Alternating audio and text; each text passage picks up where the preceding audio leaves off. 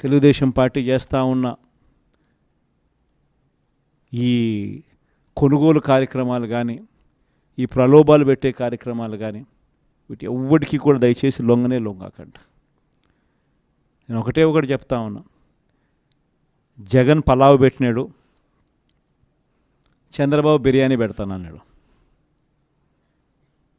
చంద్రబాబు నమ్మి ఓటేసినారు.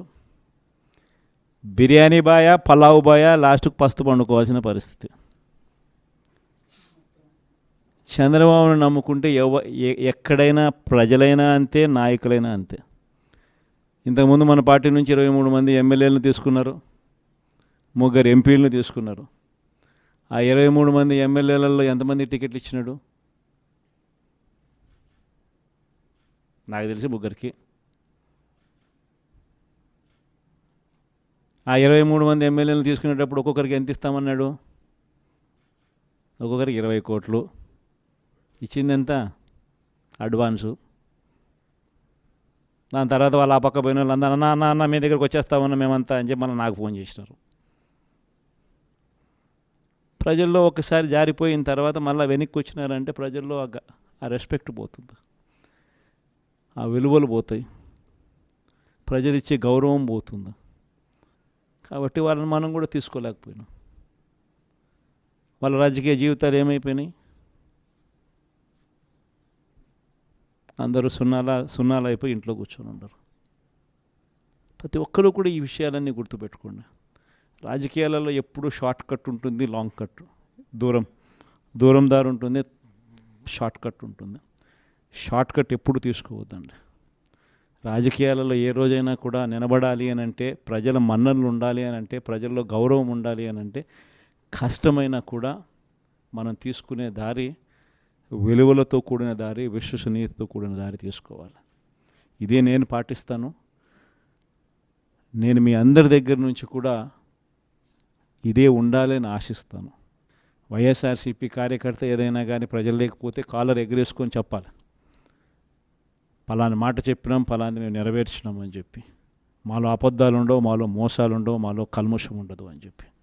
అది వైఎస్ఆర్సీపీ కార్యకర్త. ప్రతి ఒక్కరు ఇది గుర్తుపెట్టుకోమని కోరుతా ఉన్నాం. ఈ మన్యం ప్రాంతం స్పెషలీ, ట్రైబల్ ప్రాంతం స్పెషలీ ఎప్పుడూ కూడా నాకు తోడుగా ఉంది. పార్టీ స్థాపించిన రోజు నుంచి, మొట్టమొదటి రోజు నుంచి కూడా వెనక్కి తిరిగి చూస్తే ఎక్కడా కూడా ఈ ప్రాంతంలో మాత్రం 100% యా పక్క ఏది ఏ ప్రాంతం ఎటుపోయినా కానీ ఇక్కడ మాత్రం ప్రజలు మాత్రం, ఇక్కడ మాత్రం నాయకులు మాత్రం, ఇక్కడ మాత్రం ఉన్న వాళ్ళంతా మాత్రం 100% ఎప్పుడూ నాకు తోడుగానే ఉన్నారు. మీ ప్రేమలు, మీ ఆప్యాయతలు ఇదే మాదిరిగానే కొనసాగించమని చెప్పి కోరుతా ఉన్నా. కష్టకాలంలో ఉన్నప్పుడే ఇంకా మీ సహాయము, మీ సహకారము ఇంకా ఎక్కువ కావాలని అడుగుతా ఉన్నా.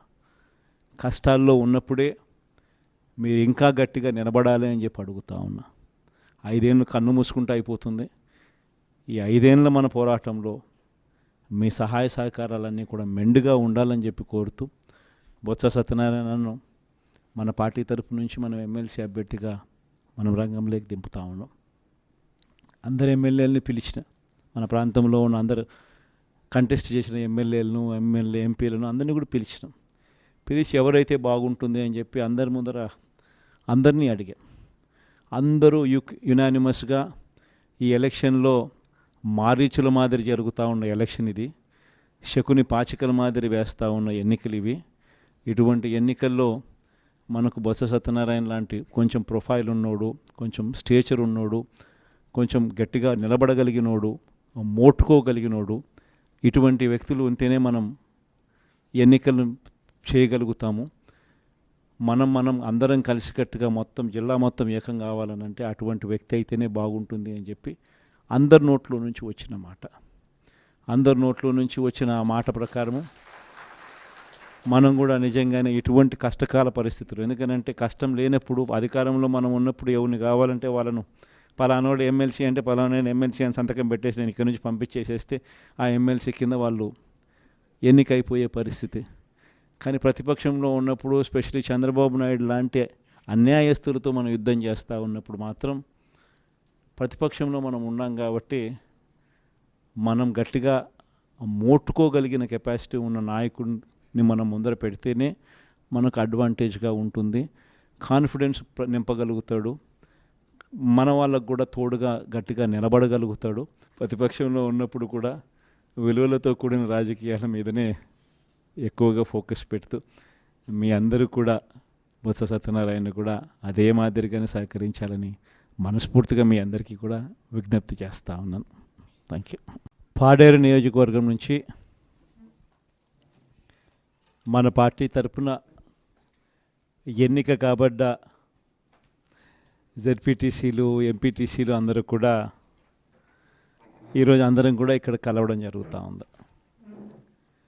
దాదాపుగా 85 చోట్ల పాడేరు నియోజకవర్గంలో ఎన్నిక జరిగితే మన పార్టీ తరపు నుంచి 57 స్థానాలు మనం గెలిచాం. ఈరోజు మామూలుగా అయితే ఈ ఓవరాల్ ఎమ్మెల్సీ స్థానాలు కూడా ఏదైతే జరుగుతూ ఉందో, పోటీ జరుగుతూ ఉందో, ఇందులో మామూలుగా అయితే ఎవరు తెలుగుదేశం పార్టీ పోటీ పెట్టకూడదు. నైతిక విలువలు ఉన్న ఏ పార్టీ అయినా పోటీ పెట్టకూడదు. ఎందుకంటే 600 చిల్లర స్థానాలు మనం గెలిచినాం, వాళ్ళు గెలిచింది కేవలం 200 చిల్లర స్థానాలు వాళ్ళు గెలిచినారు. మనకు వాళ్ళకు మధ్య తేడా దాదాపుగా 387 స్థానాలు వాళ్ళకు మనకు తేడా ఉంది. గెలిచిన వాళ్ళంతా కూడా మన పార్టీ గుర్తు మీద, మన పార్టీ జెండా మీద గెలిచిన వాళ్ళు. వాళ్ళ సైడ్ అయినా అంతే, మన సైడ్ అయినా అంతే. మరి అటువంటప్పుడు మెజారిటీ లేనప్పుడు ఎవరైనా కూడా పోటీని పెట్టకూడదు. మామూలుగా మీ జగనే ముఖ్యమంత్రి స్థానంలో ఉండి ఇటువంటి పరిస్థితి కనుక ఉంటే, వాళ్ళకే కనుక మెజారిటీ కనుక ఉంటే అసలు మనం పోటీ పెట్టుండే వాళ్ళమే కాదు. ఎందుకు పోటీ పెట్టాలి? ఎందుకు డబ్బులు ఇచ్చి కొనుగోలు చేయాలి? వేరే పార్టీ గుర్తు మీద గెలిచిన వాళ్ళను ప్రజలు వాళ్ళకు ఓట్లు వేసింది ఆ పార్టీ గుర్తును చూసి, ఆ పార్టీ పేరు చెప్పి, ఆ పార్టీ గుర్తును చూసి, ఆ పార్టీ తరపున వెళ్ళి ఓట్లు అడిగిన తర్వాత, గెలిచిన తర్వాత అటువంటి వాళ్ళను మనం ముఖ్యమంత్రిగా ఉన్నాం కదా, పోలీసులు మన చేతుల్లో ఉన్నారు, అధికారులు మన చేతుల్లోనే ఉన్నారు, డబ్బులు మన దగ్గర దండిగా ఉన్నాయి కాబట్టి ఆ డబ్బులు మనం ఖర్చు చేసి మనం ఎటువంటి పరిస్థితుల్లో అధర్మంగా అయినా కూడా మనం గెలిచాలి కదా అని ఆలోచన చేసి అదే కార్యక్రమం ముఖ్యమంత్రిగా ఉన్న వ్యక్తిగా మనం చేసి ఉంటే అది ధర్మమేనా? ఇది ధర్మం కాదు. చంద్రబాబు నాయుడు నైజం మాత్రం చూపిస్తూనే ఉన్నాడు. ఈరోజుకి కూడా అధర్మంగా యుద్ధం చేసే కార్యక్రమం జరుగుతూనే ఉంది. అధర్మంగా యుద్ధం చేసే కార్యక్రమంలో భాగంగా మన పార్టీ తరపు నుంచి ఎవరైతే గెలిచినారో వాళ్ళందరికీ ఫోన్లు చేయడం, లేదా వాళ్ళ దగ్గరికి మనుషులను పంపించడం, నీకు 5 లక్షలు ఇస్తా, నీకు 10 లక్షలు ఇస్తా, వస్తావా అని పిలవడం, అడగడం. ఎంత మటుకు అంటే రాజకీయాలలో విలువలు అనేటివి పూర్తిగా అట్టడుగు స్థానంలోకి తీసుకొని పోయే కార్యక్రమం జరుగుతూ ఉంది.